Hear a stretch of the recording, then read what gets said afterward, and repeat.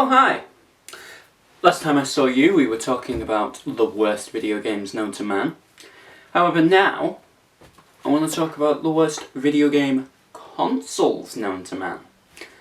The issue is, last time, I feel I went a bit far. I looked so deep into the idea of a worst video game, when really, I failed to mention that the most important part of a video game is that they have to be fun. So that's what I'm going to rate these consoles off mostly, is the fun factor, and whether or not the games on there are fun, and whether or not playing with the console is fun.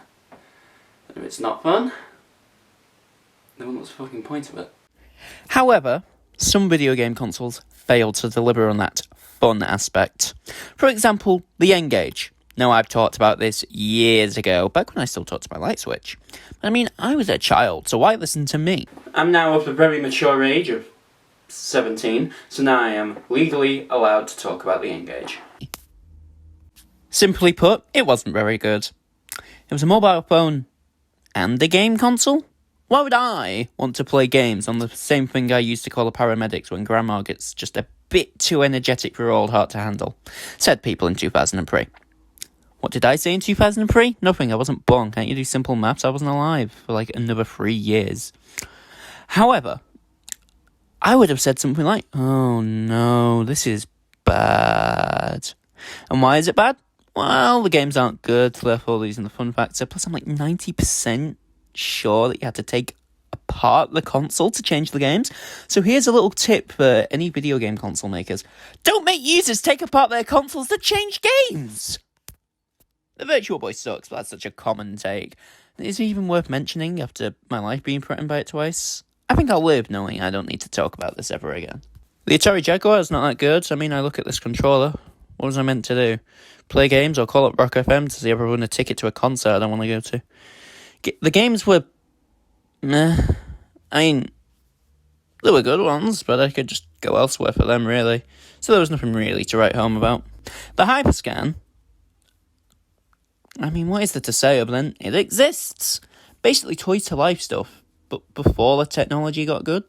The thing is, I could see this working in the right circumstances if it was like a child's console, and it was like, oh, collect the cards to unlock characters, which that's what the Hyperscan was.